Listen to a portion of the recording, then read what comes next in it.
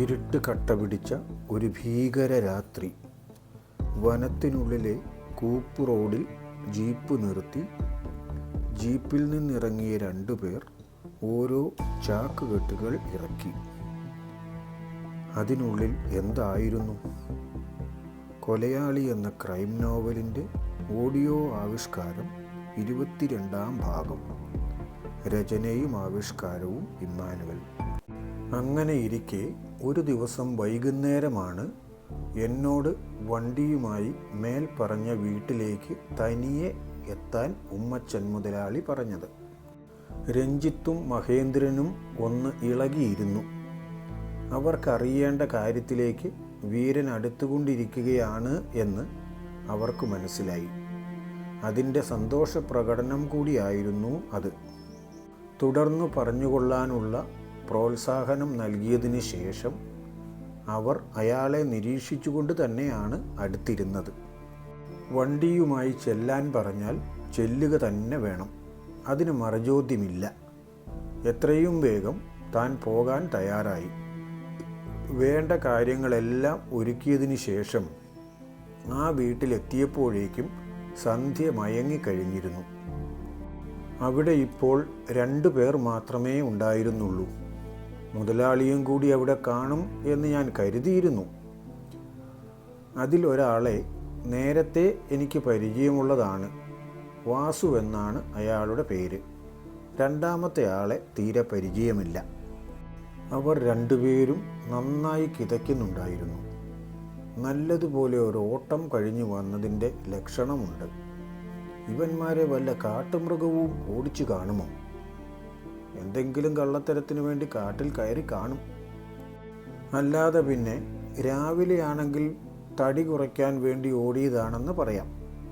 ഇപ്പോൾ ഈ രാത്രി ഇവന്മാരെന്തിനാണ് നിന്ന് കിതയ്ക്കുന്നത് എന്നായിരുന്നു എൻ്റെ വിചാരം. മുൻ പരിചയമുള്ള ആളായതുകൊണ്ട് വാസുവിനോട് ഞാൻ കാര്യം ചോദിച്ചു. നല്ല മൂടൊക്കെ ഉണ്ടെങ്കിലേ അവൻ മറുപടി പറയൂ, ഇല്ലെങ്കിൽ എന്തെങ്കിലും മുരട്ട് ന്യായം പറയും. അപ്പോൾ വാസു പറഞ്ഞതാണ് കിതയ്ക്കുന്നതിൻ്റെ കാരണം. ദൈവം തമ്പുരാനല്ലാതെ ആരും അറിയില്ല എന്ന് വിചാരിച്ചുകൊണ്ട് ഇവിടെ ഞങ്ങൾ ഒരു ഓപ്പറേഷൻ നടത്തിയതല്ലേ, അത് ഒരുത്തൻ ഒളിച്ചിരുന്ന് കണ്ടിരിക്കുന്നു. അങ്ങനെ കണ്ടവനെ വെറുതെ വിടാൻ പാടുണ്ടോ? വിട്ടാൽ നമ്മുടെ കാര്യം അവതാളത്തിലാവില്ലേ? അതുകൊണ്ട് അവനെ പിടിക്കാൻ ഓടിച്ചതാണ്. പക്ഷേ വെറുതെ ആയിപ്പോയി. അവൻ രക്ഷപ്പെട്ട് കളഞ്ഞു. ഓടിയതും കിതച്ചതും മിച്ചം. എന്നാലും ഇവരുടെ കയ്യിൽ നിന്ന് രക്ഷപ്പെടണമെങ്കിൽ അവൻ ഉപായക്കാരനായിരിക്കില്ല. രക്ഷപ്പെട്ടത് തന്നെ ആയിരിക്കുമോ? അതോ രക്ഷപ്പെട്ടു എന്നിവർ വെറുതെ പറഞ്ഞതായിരിക്കുമോ? കൊന്നുകളഞ്ഞാലും ഇവർ പറയുന്നത് അങ്ങനെയൊക്കെ തന്നെയാണ്. ജീവിതത്തിലെ കഷ്ടപ്പാടുകളിൽ നിന്ന് രക്ഷപ്പെടുത്തി എന്ന രീതിയിൽ അവർ പറഞ്ഞു കളയും. വാസു ഓപ്പറേഷൻ എന്ന് പറയണമെങ്കിൽ അത് ന്യായമായ കാര്യമായിരിക്കില്ല. അതും ആരും അറിയാതെ ചെയ്തതുമാണല്ലോ. സ്വതവേ തന്നെ അയാൾ ക്രൂരനാണ്. എന്ത് കാര്യവും ചെയ്യാൻ മടിയില്ലാത്തവനുമാണ്. ആർക്കു വേണ്ടിയും എന്ത് ക്രൂരതയും ചെയ്യും. പണം കിട്ടണമെന്നൊരാവശ്യം മാത്രമേ ഉള്ളൂ. ഇങ്ങനെയുള്ള ഒരാളെ നോക്കി നടന്ന ഉമ്മച്ചന് ഒത്തു കിട്ടിയതാണ് വാസുവിനെ. അവനെ വിട്ടാൽ ശരിയാവുമോ? അവൻ പോയി എല്ലാവരോടും പറയില്ലേ? രഹസ്യമായി ചെയ്തതെല്ലാം പരസ്യമായി പോവില്ലേ? അല്ല, വരാനുള്ളത് എങ്ങനെ വഴിയിൽ തങ്ങാനാണ് അല്ലേ? അറിഞ്ഞുകൊണ്ട് വിട്ടുകളഞ്ഞതല്ലല്ലോ. അവനെ ഞങ്ങൾ കണ്ടിട്ടുമില്ല, നിങ്ങൾ അവൻ്റെ കാര്യം അറിഞ്ഞിട്ടുമില്ല. മനസ്സിലായല്ലോ? ഇക്കാര്യം ഒരു കാരണവശാലും മുതലാളി അറിയാനും പാടില്ല.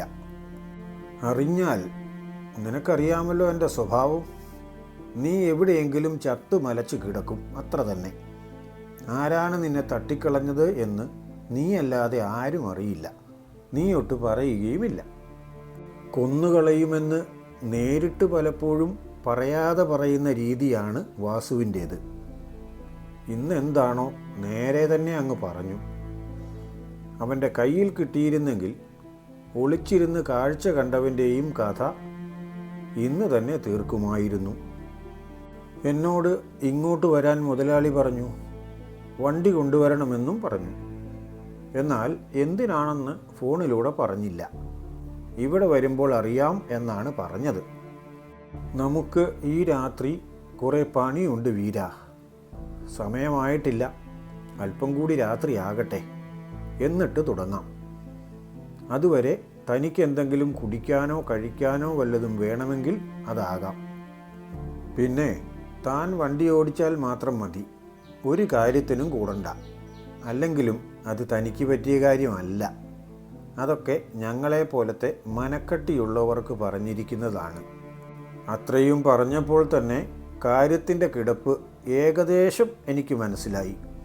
പക്ഷേ അവരോടൊപ്പം ആ കാര്യത്തിൽ കൂടാതിരിക്കാൻ കഴിയില്ല എന്ന് പറഞ്ഞാലും കാര്യമില്ല. തന്നെയല്ല, ഈ വണ്ടിയും മുതലാളിയുടേതാണല്ലോ. എന്നെക്കൊണ്ട് ഒന്നിനും പറ്റില്ല എന്ന് പറഞ്ഞാൽ എന്നാ കുഴപ്പം എന്ന് ചിന്തിക്കുമായിരിക്കും. എൻ്റെ പണിയും പോവും, ചിലപ്പോൾ ജീവനും പോകും. കൂടുതലായി നേട്ടമൊന്നും എനിക്കുണ്ടാകാൻ പോകുന്നില്ല. വണ്ടിയും പിടിച്ചെടുത്ത് കുറേ തല്ലും തന്ന് മിക്കവാറും പറഞ്ഞു വിടുകയേ ഉള്ളൂ. എന്താണ് അവിടെ നടന്ന സംഭവമെന്നോ എന്താണ് ചെയ്യാനുള്ളതെന്നോ അപ്പോഴും എനിക്ക് തീർച്ചയില്ല. ന്യായമായതൊന്നുമല്ല എന്ന് മാത്രം അറിയാം. അവർ മാറ്റുചാരായം കുടിക്കുന്നതും വറുത്ത കാട്ടിറച്ചി കഴിക്കുന്നതും ഒക്കെ കുറച്ചു നേരം നോക്കിയിരുന്നു. കുറേ ആയപ്പോൾ ഞാനും ആ കൂടെ കൂടി. വണ്ടി ഓടിക്കേണ്ടതായതുകൊണ്ട് അല്പം മാത്രം മദ്യം കഴിച്ചു.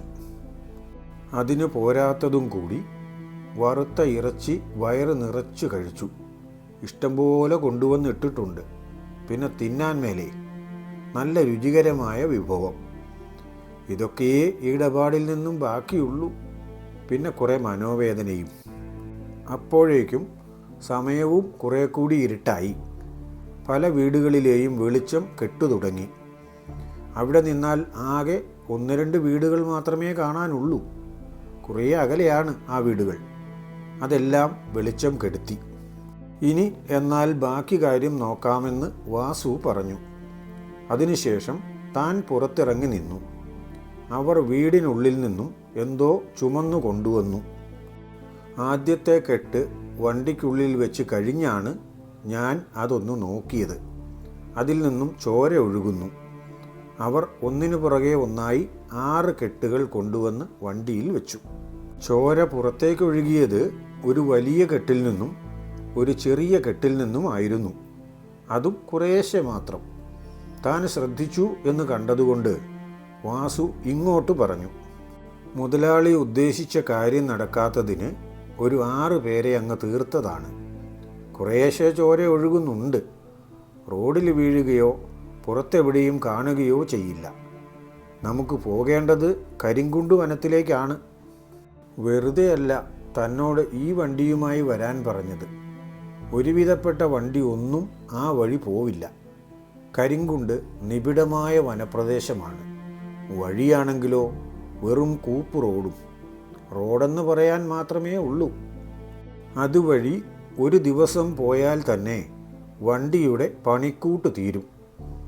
ഇത് പിന്നെ തീർന്നാലും ആർക്കും നഷ്ടം വരാനില്ല.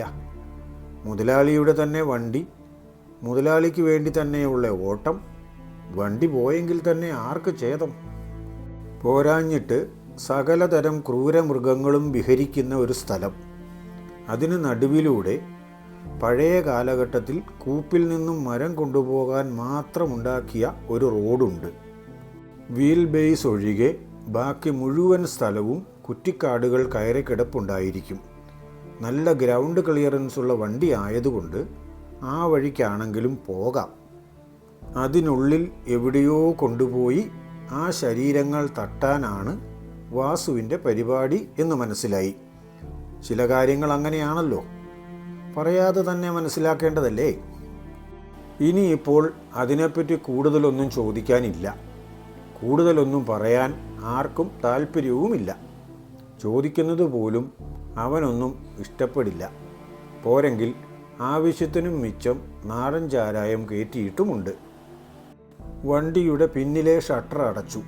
പുറമേ നിന്ന് നോക്കിയാൽ അതിലൊന്നും ഉള്ളതായി പോലും തോന്നില്ല. അതുകൊണ്ട് തന്നെ പഴുതായിട്ട് മൂടുകയൊന്നും ചെയ്തില്ല. മൂടിയാൽ ഏതെങ്കിലും കാരണവശാൽ ഫോറസ്റ്റുകാരോ മറ്റോ വഴിയിൽ പരിശോധനയ്ക്കുണ്ടെങ്കിൽ അതിനുള്ളിൽ എന്തെങ്കിലും കള്ളസാധനം ഉണ്ടെന്ന് വിചാരിക്കും.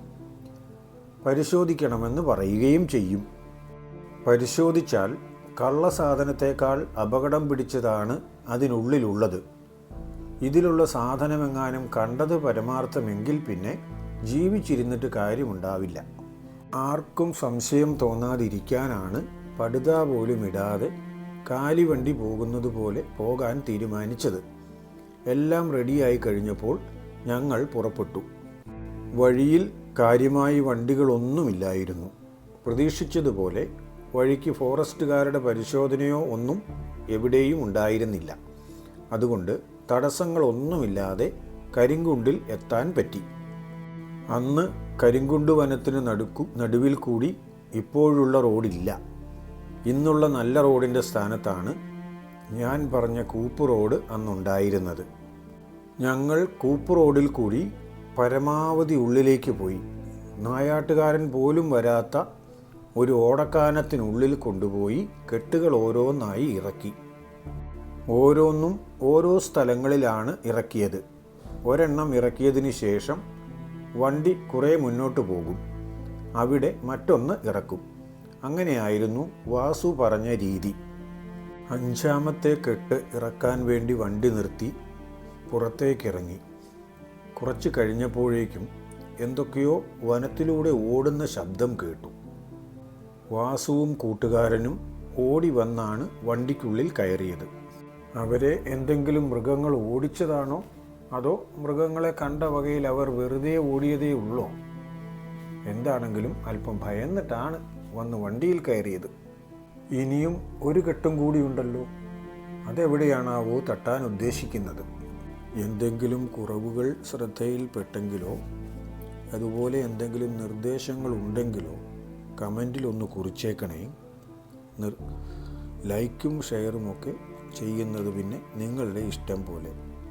മറ്റന്നാൾ അടുത്ത ഭാഗവുമായി വരുന്നതുവരെ എല്ലാവർക്കും നന്മ നേരുന്നു. എല്ലാവർക്കും വേണ്ടി പ്രാർത്ഥിക്കുന്നു.